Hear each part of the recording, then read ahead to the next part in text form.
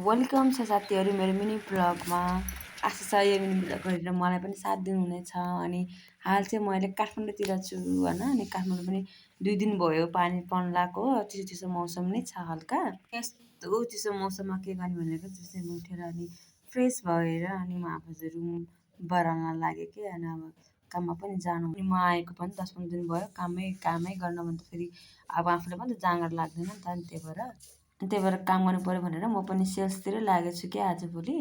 काठमाडौँ सहर जस्तो कुरामा बसेर अब काम गरेर त खानु पऱ्यो होइन। कि त अब आफै के यति काम भइसकेपछि म चाहिँ खाना पकाउनु लागेँ। अनि मेरो चाहिँ भात पाकिसकेको थियो। अनि चाहिँ बोडी आलुको तरकारी। अनि मलाई के त्यो भोक सहन हुँदैन कि पाक्ने बित्तिकै खाइहाल्ने बानी छ कि मेरो कि।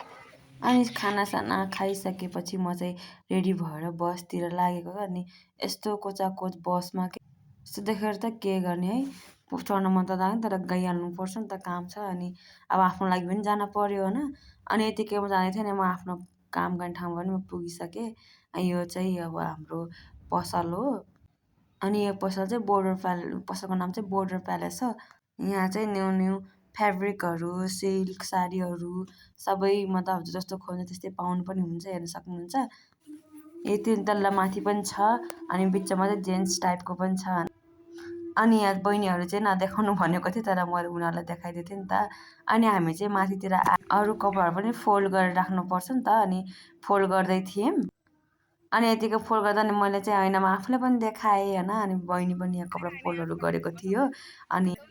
अनि कस्टमर आएको बेला चाहिँ यो कपडाहरू खोलेर देखाउनुपर्छ। अनि फेरि फोल्ड गरेर यस्तरी गरेर मिलाएर राख्नुपर्छ नि त साथीहरू। अनि माथि काम सकिएर अनि हामी चाहिँ तलतिर आएको त कस्टमर पनि आएर रहेछन्। अनि एकैछिनमा हामीले फोटोसुटहरू पनि गऱ्यो। यो चाहिँ मेरो लेहेङ्गा यही।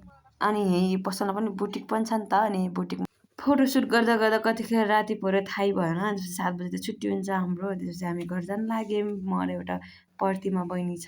उसले चाहिँ अघि मुख लुकाएर राखेको थियो। अझ दिदी देखाउनु भनेर भन्छ क्या। अनि उसलाई ल उता नि देखाऊ भनेको त उसले हाई गरेर भाग्छ क्या फेरि। अनि हामीलाई चाहिँ त्यहाँबाट हिँडेर अलि बस पार्कसम्म अगाडिसम्म जानुपर्छ नि त। अनि बसहरू कुर्नुपर्छ कति ढिलो आउँछ नि त।